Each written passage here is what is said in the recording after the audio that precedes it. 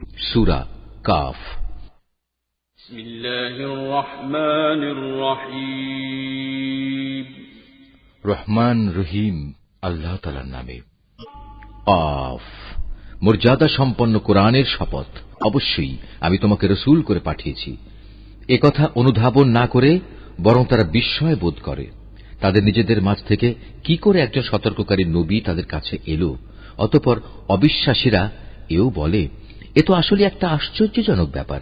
এটা কি এমন যে আমরা যখন মরে যাব এবং আমরা যখন মাটি হয়ে যাব তখন পুনরায় আমাদের জীবন দান করা হবে? এ তো সত্যি এক সুদূর পরাহত ব্যাপার।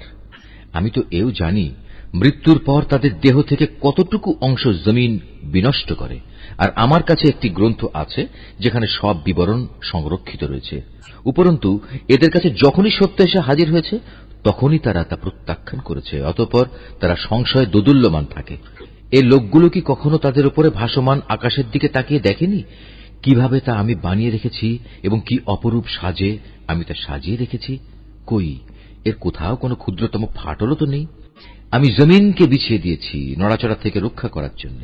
আমি তার মধ্যে স্থাপন করেছি মজবুত ও অনড় পাহাড় সমূহ।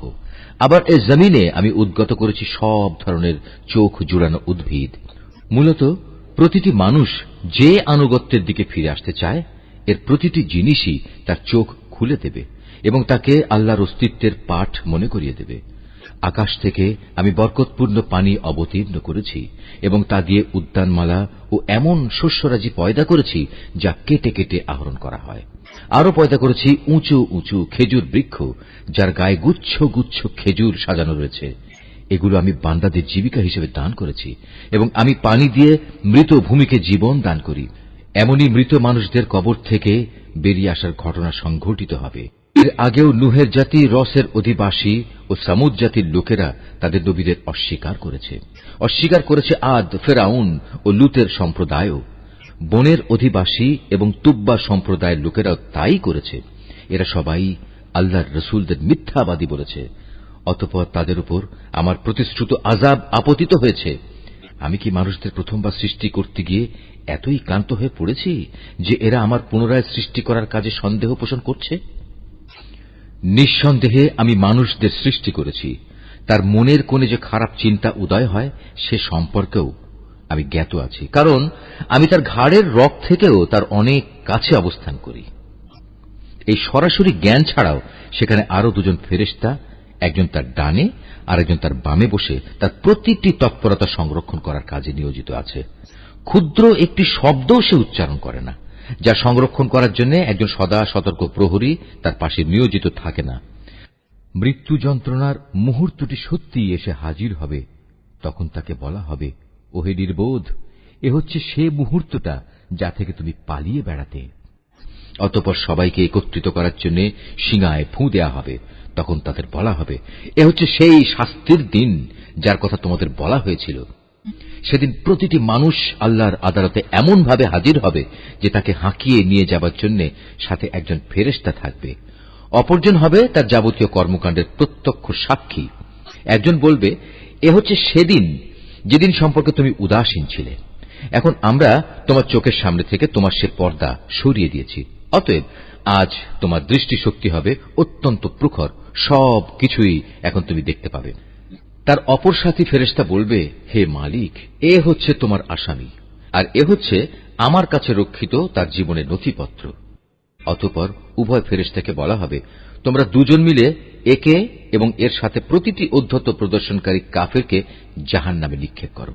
কেননা এরা ভালো কাজে বাধা দিত, যত্রতত্র সীমা লঙ্ঘন করত, স্বয়ং আল্লাহর ব্যাপারে এরা সন্দেহ পোষণ করত। যে ব্যক্তি আল্লাহ তাআলার সাথে অন্য কিছুকে মাবুদ বানিয়ে নিত তাকেও আজ জাহান্নামের কঠিন আযাবে নিক্ষেপ করো। এ সময় তার সহচর শয়তান বলে উঠবে, হে আমাদের মালিক, আমি কিন্তু এই ব্যক্তিটিকে তোমার বিদ্রোহী বানাইনি। বস্তুত সে নিজেই ঘোর বিভ্রান্তিতে নিমজ্জিত ছিল। আল্লাহ তাআলা বলবেন, এখন তোমরা আমার সামনে বাকবিতণ্ডা করো না। আমি তো আগেই তোমাদের অদ্যকার আযাব সম্পর্কে সতর্ক করে দিয়েছিলাম। আমার এখানে কোনো কথারই রদ বদল হয় না। আমি বান্দাদের ব্যাপারে অবিচারকও নই যে সতর্ক না করেই তাদের আযাব দেব। সেদিন আমি জাহান্নামকে লক্ষ্য করে বলবো, তুমি কি পূর্ণ হয়ে গেছো? জাহান্নাম বলবে, হে মালিক, এখানে আসার মতো আরো কেউ আছে কি? অপরদিকে জান্নাতকে পরহেজগার লোকদের কাছে নিয়ে আসা হবে। সেদিন তাদের জন্য তা মোটেই দূরের বস্তু হবে না। জান্নাতকে তাদের সামনে এনে বলা হবে, এ হচ্ছে সেই জায়গা যার প্রতিশ্রুতি তোমাদের দেয়া হয়েছিল। এ স্থান সে ধরনের প্রতিটি মানুষের জন্য নির্দিষ্ট যে আল্লাহর বিধানের দিকে ফিরে আসে এবং তা হেফাজত করে। এ ব্যবস্থা তার জন্য যে না দেখে পরম দয়ালু আল্লাহ তাআলাকে ভয় করেছে এবং বিনয় চিত্তে আল্লাহ তাআলার কাছে হাজির হয়েছে। সেদিন তাদের বলা হবে, হ্যাঁ, আজ তোমরা একান্ত প্রশান্তির সাথে এতে দাখিল হয়ে যাও। এ হচ্ছে তোমাদের অনন্ত যাত্রার প্রথম দিন। সেখানে তারা যা যা পেতে চাইবে তার সব তো পাবেই। এর সাথে আমার কাছে তাদের জন্য আরো থাকবে অপ্রত্যাশিত পুরস্কার। আমি তাদের আগেও অনেক মানব গোষ্ঠীকে ধ্বংস করে দিয়েছি, যারা ছিল শক্তি সামর্থ্যে এদের চাইতে অনেক বেশি বড়। দুনিয়ার শহর বন্দরগুলো তারা চষে বেরিয়েছে, কিন্তু আল্লাহর আযাব থেকে তাদের কোনো পলায়নের জায়গা কি ছিল? এর মাঝে সে ব্যক্তির জন্য প্রচুর শিক্ষণীয় বিষয় রয়েছে যার কাছে একটি জীবন্ত মন রয়েছে, অথবা যে ব্যক্তি একাগ্রচিত্তে সে শিক্ষণীয় বিষয়সমূহ শুনতে চায়। আমি আকাশমালা, পৃথিবী ও উভয়ের মধ্যবর্তী যা কিছু আছে তা সব কিছু 6 দিনে সৃষ্টি করেছি। কোন ক্লান্তি আমাকে স্পর্শ করেনি। অতএব হে নবী, সৃষ্টি সংক্রান্ত ব্যাপারে এরা যা বলে তাতে তুমি ধৈর্য ধারণ করো।